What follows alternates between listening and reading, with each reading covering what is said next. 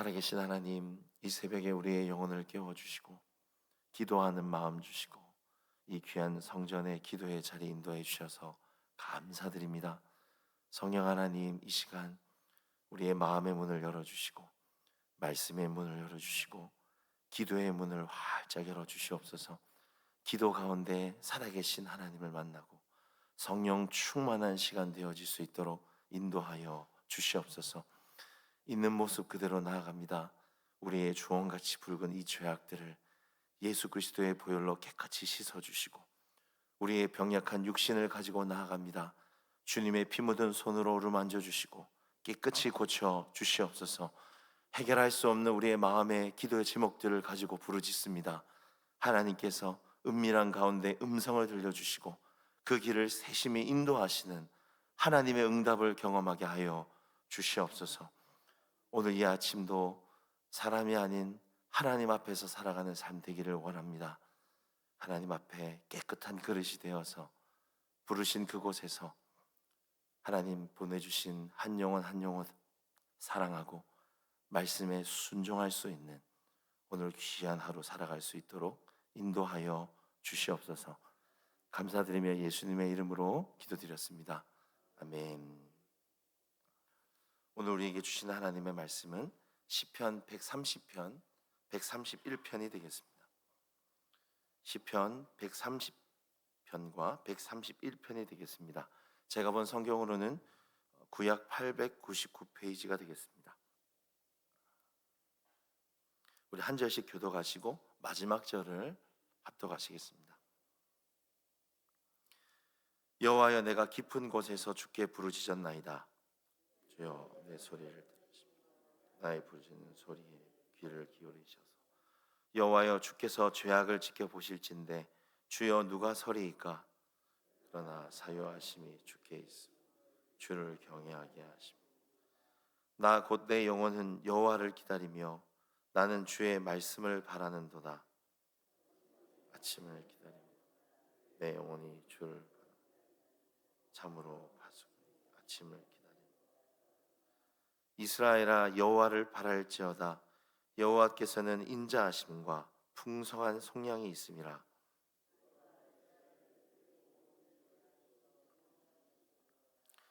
여호와여, 내 마음이 교만하지 아니하고 내 눈이 오만하지 아니하오며 내가 큰 일과 감당하지 못할 놀라운 일을 하려고 힘쓰지 아니하나이다.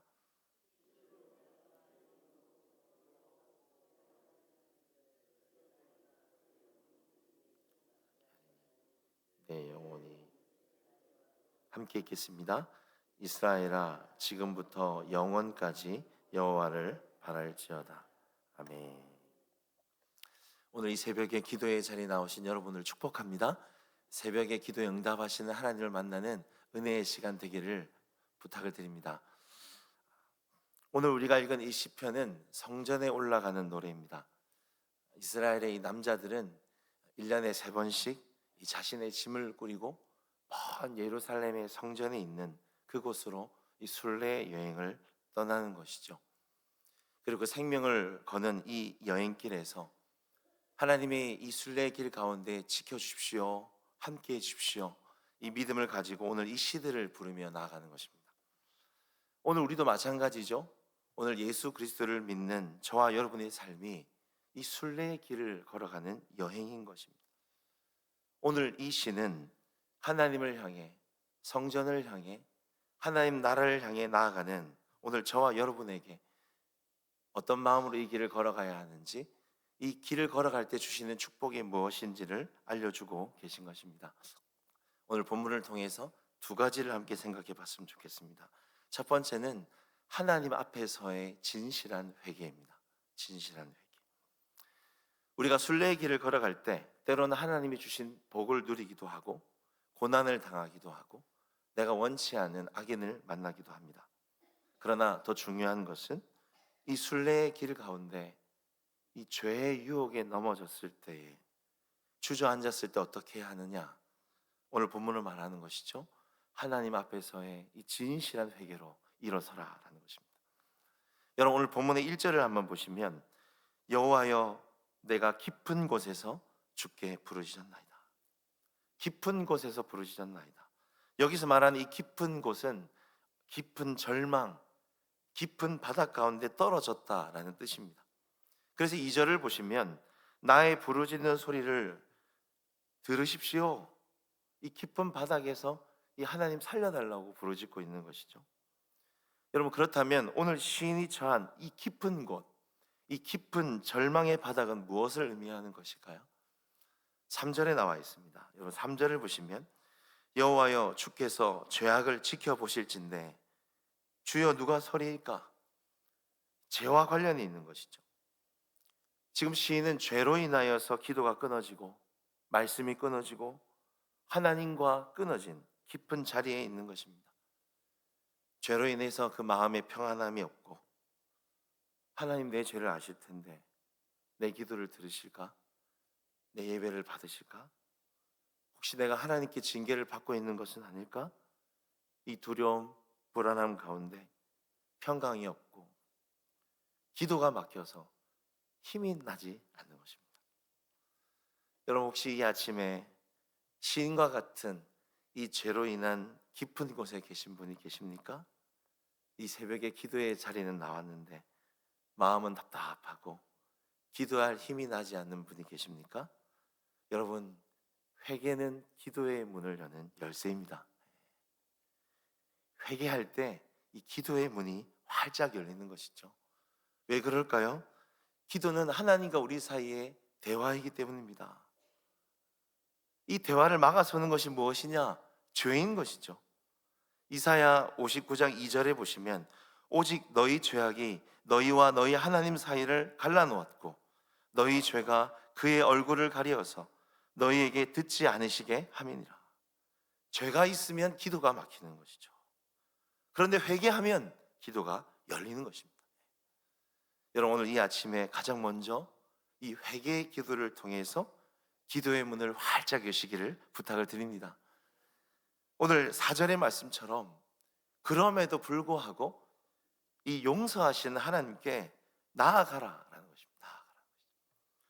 여러분, 이어서 4절을 보시면 그러나 사유하심이 주께 있음은 주를 경외하게 하심이니라. 무슨 말입니까? 그러나 믿음으로 부르짖고 기도하는 것이죠. 그러나 용서하심이 주께 있습니다. 용서하심이 주께 있습니다. 7절 하반절에도 보시면 여호와께서는 인자하심과 풍성한 속량이 있습니다.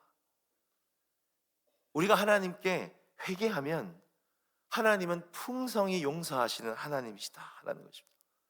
우리가 생각한 것 더 넘어선 풍성한 용서를 베풀어 주시는 하나님이시다라는 것입니다.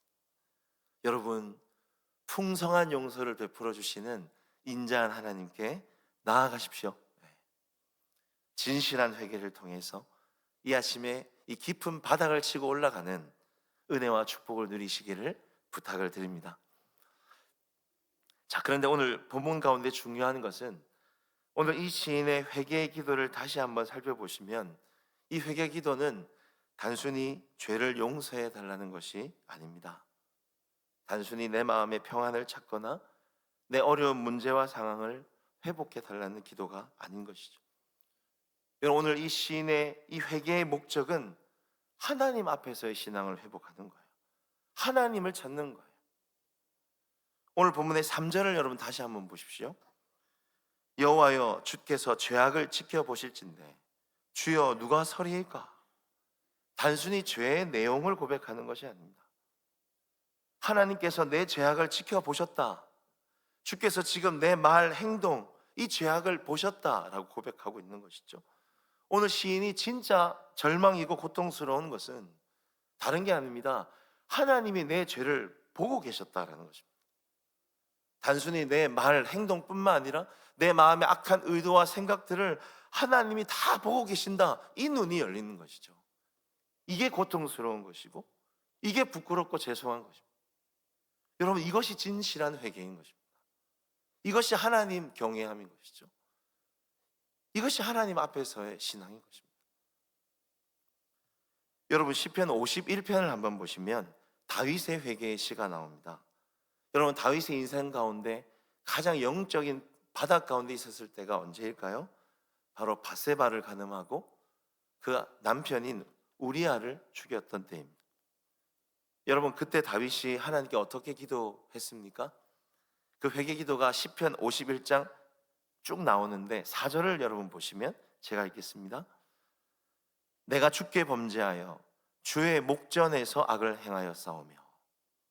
주께 범죄하여 주의 목전에서 악을 행했습니다. 이 주의 목전은 주의 눈앞에서입니다. 주님께서 지금 나의 죄악을 다 보셨다라는 것입니다. 여러분, 이상하죠? 이전에는 주님이 안 보신 것처럼 그렇게 바스바에 간음하고 주님이 모르신 것처럼 우리아를 죽였습니다.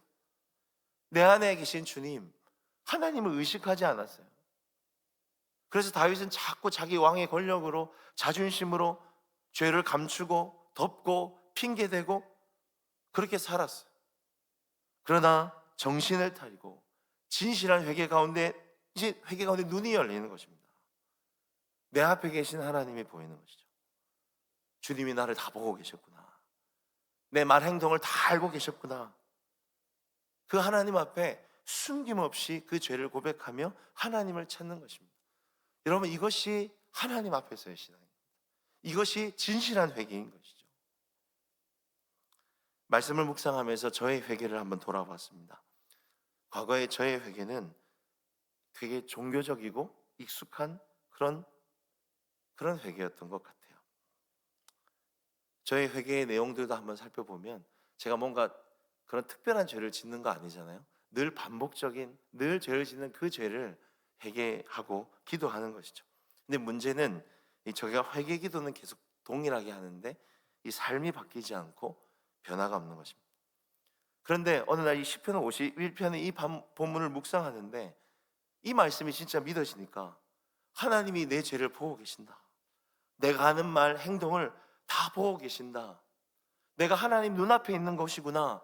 이 말씀이 정말 믿어지고 이 눈이 열리니까 제가 하나님 눈치를 보는 거예요. 죄를 점점 싸우기 시작하고 죄를 이기기 시작하고 회개의 열매가 생기는 것들을 경험했습니다. 여러분, 우리가 회개할 때 하나님을 바라보는 회개를 했으면 좋겠습니다. 여러분, 우리 안에 예수님이 계시는 걸 믿으십니까? 주님이 내 안에 계시고 나를 보고 계시고 내 말과 행동을 다 보고 계신다. 우리가 이것을 진짜 믿는다면 여러분, 우리가 마음대로 행동할 수 있을까요? 함부로 말하고 행동하고 그렇게 죄의 유혹에 쉽게 따라가고 종노릇 할 수 있을까요? 여러분, 그럴 수 없는 것입니다. 하나님 앞에 있다. 하나님이 나를 보고 계신다. 이것을 믿지 않기 때문에 하나님이 안 계신 것처럼 말하고 하나님이 안 계신 것처럼 행동하고 비난하고 이 마귀의 유혹들을 쉽게 따라가는 것입니다. 삶이 바뀌어지지 않는 것이죠. 여러분, 회개란 무엇입니까? 단순히 죄 용서받고 마음의 평안을 찾는 것이 아닙니다. 회개의 본질은 하나님 앞에의 신앙을 회복하는 것이죠. 하나님을 찾는 것입니다. 하나님을 바라보는 회개를 해야 하는 것입니다. 오늘 6절에도 보시면 파수꾼의 기다림이 나오죠. 이 기다림은 어떤 기다림입니까? 파수꾼은 늘 전쟁터에서 불안해요. 적군이 언제 달려들지 모르는 이 어둠 가운데 영적으로 보면, 어떻게 보면 늘 씨름하는 이 불안한 신앙생활, 죄와 씨름하는 불안한 신앙생활. 빨리 새벽이, 빨리 아침이 왔으면 좋겠다.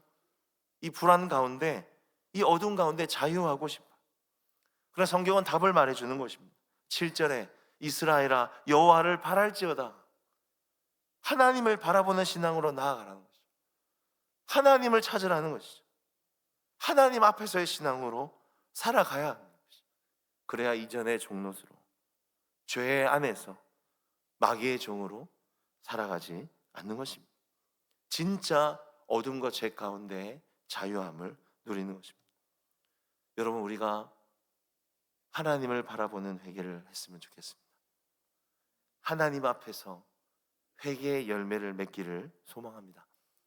단순한 죄 용서를 넘어 하나님을 찾는, 하나님 앞에서 하나님을 바라보는 신앙을 회복하기를 주님의 이름으로 부탁을 드립니다.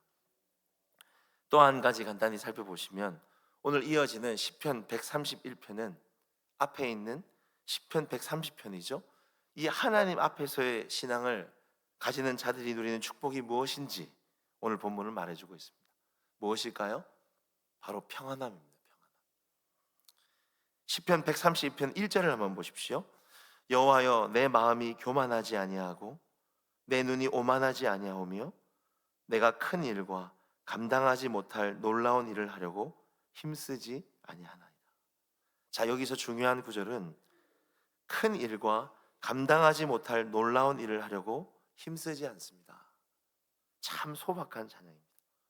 이 말씀은요, 이런 것이죠. 하나님의 백성들은 막 큰 일을 하려고, 놀라운 일을 하려고 애쓰지 않는다라는 것입니다. 왜일까요? 하나님 앞에 서 있기 때문입니다. 하나님이 나를 다 보고 계신다 믿고 있기 때문이죠. 사람 보지 않기 때문입니다.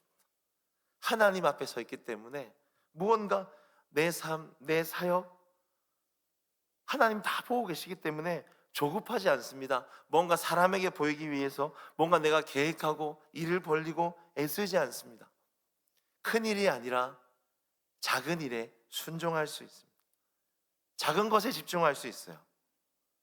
작은 말씀 하나에 순종하고 옆에 있는 작은 한 사람을 사랑하고 귀하게 여길 수 있습니다. 왜일까요? 사람 앞에서 칭찬하고 인정받을 필요가 없거든요. 하나님이 다 보고 계시거든요.